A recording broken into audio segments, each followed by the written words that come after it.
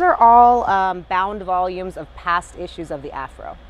So when you see 1947, it's from the year 1947. History fills these shelves, telling the stories that back then were ignored by the mainstream media. But when you open this up, you'll see there's these folders that are completely full with images.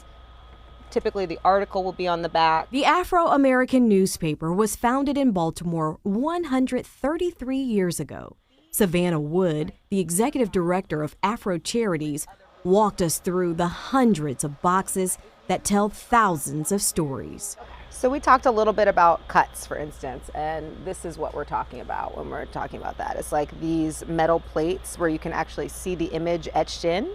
And so this was used to print the image in the newspaper. So all of the printing happened in-house. And on the back, you'll see like they would write the name of the person and the date. So there's a lot of really rich information that's included in this. Soon, these moments of a time past will be housed in the Martha E. Murphy Research Institute. Martha is the wife of founder John H. Murphy Sr., and without her, the Afro was impossible. Fewer people know that Martha was really the bankroller behind that. So she had the initial investment that allowed our family to purchase the newspaper and to carry it on for all these generations later. In this new research institute, you'll be able to see the essence of joy and struggle captured in the black and white pictures. This is from 1945. So JC Club would have been a Jim Crow club. JC was their shorthand for Jim Crow. And read the articles on the preserved but fragile newspaper. Ours is in really good condition, considering the age of it. So in the collections, you'll find past issues of the actual physical newspaper. But what I think is kind of the star of the collection are the 3 million photographs that are here. So those are gelatin silver prints that people made in a dark room, primarily in the Afro's labs, basically, that were on North Utah Street in Baltimore.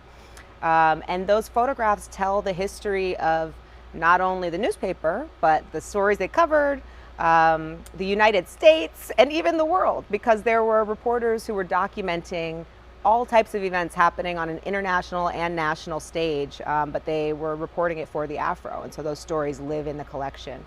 The Afro newspaper will eventually share space with the Research Institute, with elements of its original building. And something else that we acquired recently, and we don't really do a lot of acquisitions, are a set of doors, historic doors that we believe came from the North Utah location where the Afro was housed for 80 years. And on one panel it says Afro offices, open, I think it's 8:30 to 5, and then on the other side it says NAACP second floor.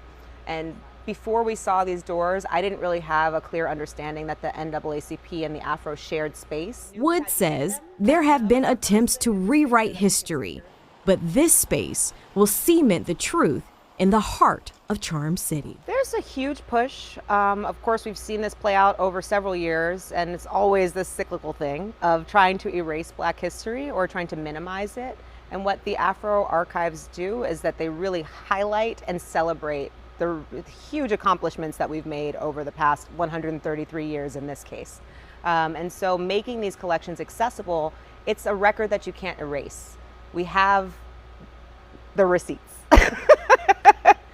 If you will. In West Baltimore, Megan Rivers, WBAL-TV 11 News.